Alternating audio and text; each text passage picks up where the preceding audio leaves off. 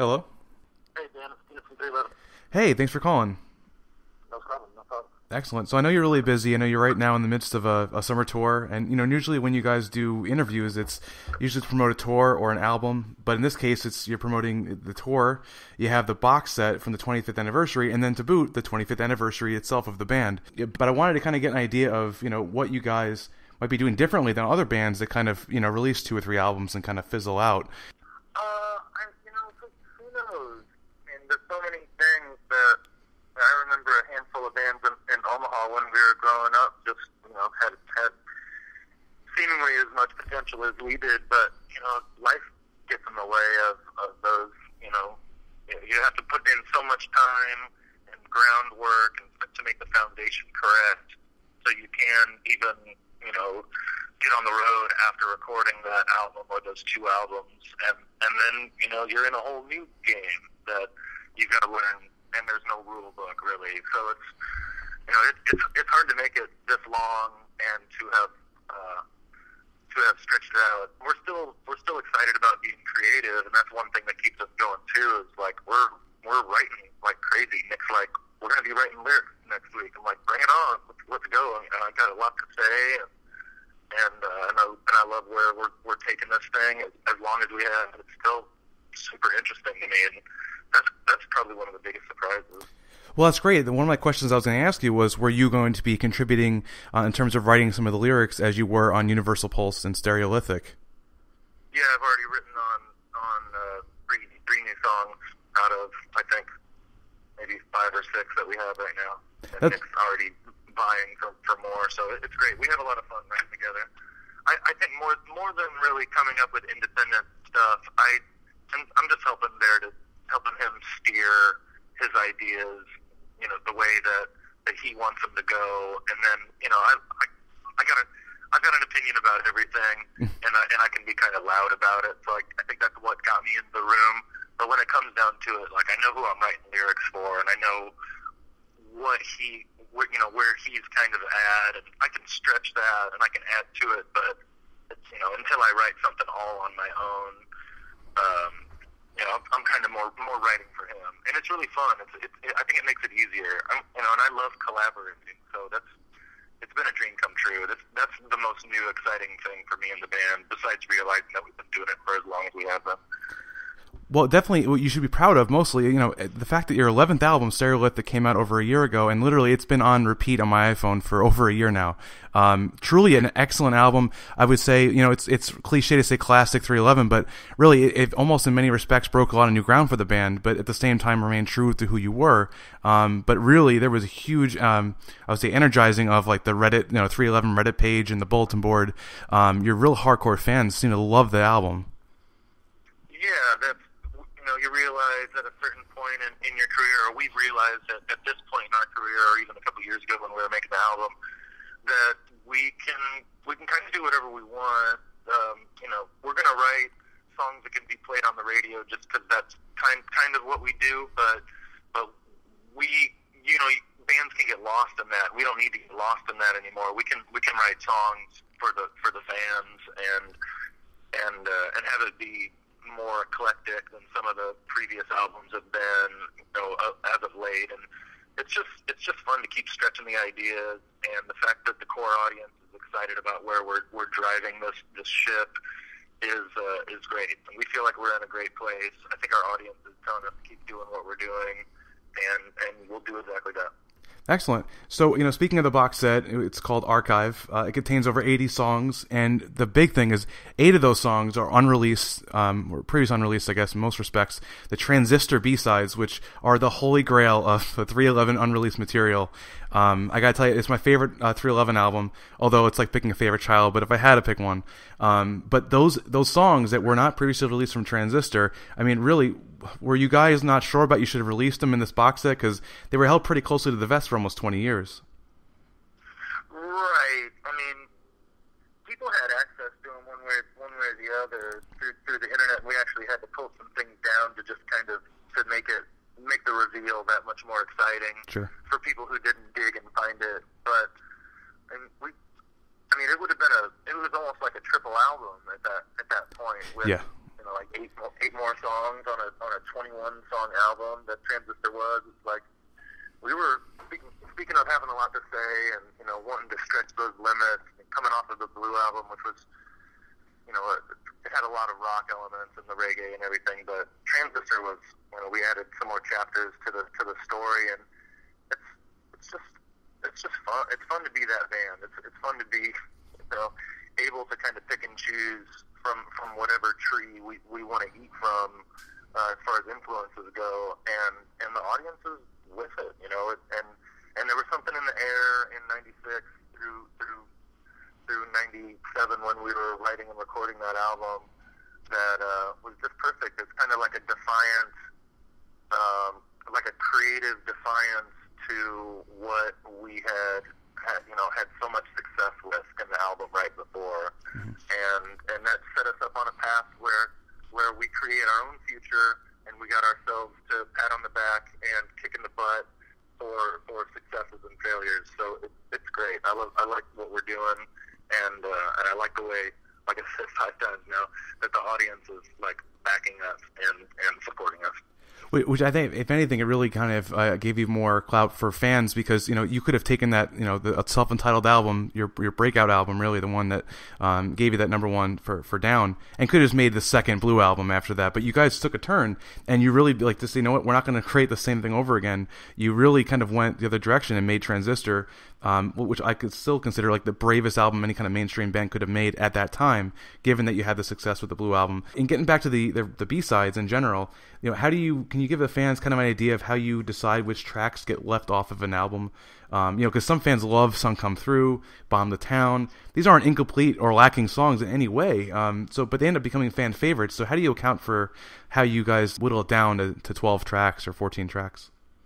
I don't know, but I feel as I'll align myself with the fans, like I like to do, sometimes correctly or sometimes not. And for my own personal gain, to gain favor with the fans, I think I would vote exactly the same way as the fans would. And there's reasons to keep songs off the album, and there's good ones and there's bad ones. And the cool thing is we save everything. I mean, we record every live show, so every song that we're in the studio with, you can hear from archives that we pick up our scraps. And we hold them dear. These are really important songs, especially the ones that you mentioned, the Blonde Bond and Firewater as well on there. For me, like when we were playing Northern Vegas, I was like, we could have been playing these songs for 20 years and have them be like straight up live classics for the audience. And it's hard to say. There's this idea that we understand our audience, which is a total fucking joke. Even though we do, we understand our audience, I think, way better than most bands. But we're so much at the point where we're like, okay, well, they're not going to want this, Yeah. Or and we're really like, firm about it when the committee is done speaking. And sometimes we're wrong. It's hilarious. And in those cases, we were terribly wrong, especially with Sun Come Through. Like, that could have been like a lead-off single. That could have been, who knows? Every song has the potential to grab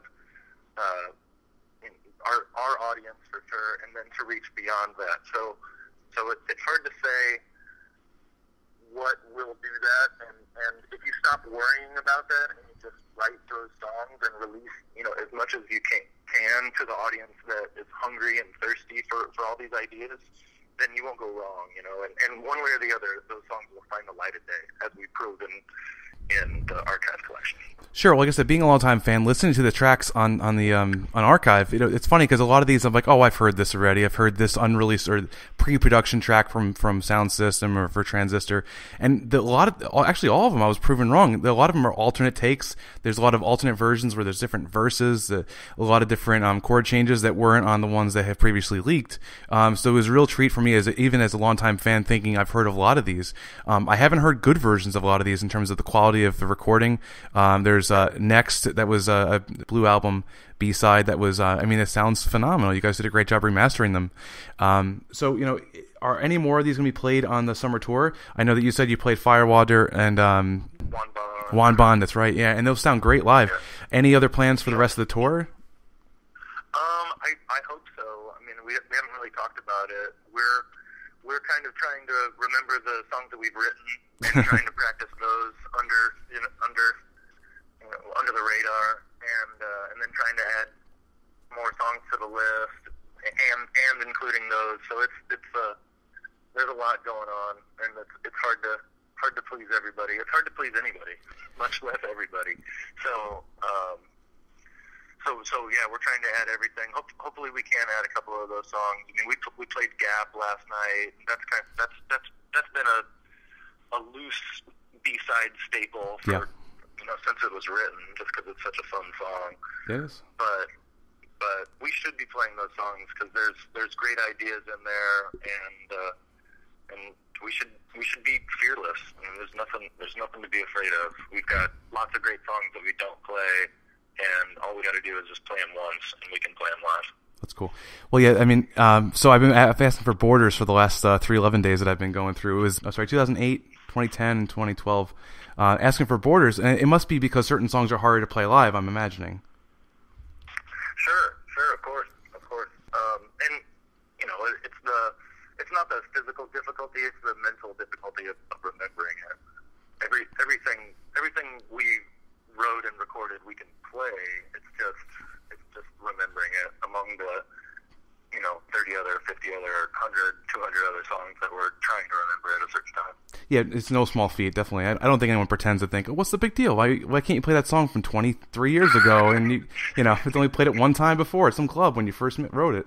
I mean, that makes it really tough. But we should be playing Borders and stuff like that, and all kinds of the transistor songs. There was a point a couple of years ago where we really were making an effort to add more transistor songs, and then playing the whole album not that long ago on a cruise or a 311 day, I can't remember. It was the Powwow, yeah. It was great. Or there you go, Powwow even. And it's just we need to be doing stuff like that more, and we're certainly capable of it. It's just putting in the work while we're also writing new songs and trying to remember them.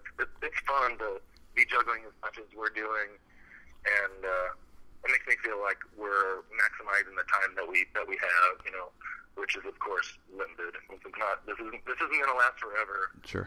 In any form that we know right now. So to appreciate it and enjoy it and energize it and maximize it, all these things, all these adjectives I could throw on it if I wanted to, just be it, and the fact that we do have as much support, which I can't stop harping on, is the only reason why we're still around. I mean, we could have been a bar band in Omaha, but with this motivation and all this experience, and it's just fun to keep going. It's fun to see where it's going to take us. Cool. And a few people on the Reddit subreddit for 311 have been asking me to ask you if there's any plans for an enlarged or so detailed part 3, which is of course your home video release series. The first two came out, well over 10 years ago each. Any plans for one of those again? We're editing it right now. Wow, that's incredible! Awesome. Yeah. It's we've got footage from that we could have used in the first two that'll be in it, and then lots of new stuff, and of course everything in the interim. It will be in there too. I had a friend of mine batched a lot of the footage, and he's like, "Man, I know you way better now."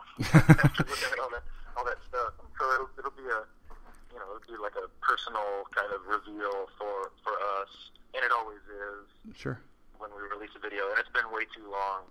The footage has only gotten better, and we've only done more traveling and more shows and stuff. So it's gotten less crazy, but it's still as much fun, if not funner than it was during those loud. I've got a lampshade on my head. Yeah, right.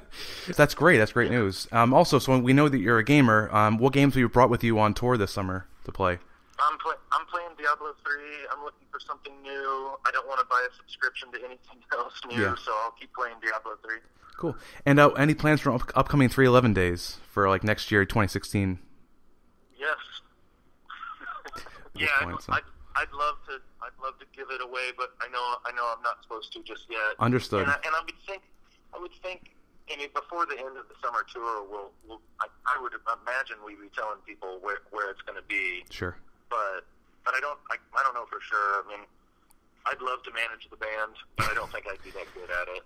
So the guy that I can tell the temperature of the audience and of this little, speck of society where we don't need to hold back information anymore. Like, the longer people know that 311 Day is going to be in such and such city, the better, because then they can plan it ahead and they can save money and all these things. Like, it's just smarter to not hold back on letting people know where we're going to take them next. So Sure. So hopefully it'll be sooner than later. Cool. I mean, I had to ask, of course, as you know. So, I realize you're very busy. I do appreciate your time, Peanut. Thank you so much for being here. Hell yeah. Thanks for being so prepared, and we'll talk more on Twitter. Yeah. Take care. All right. Bye. Hell yeah. Take care. Bye.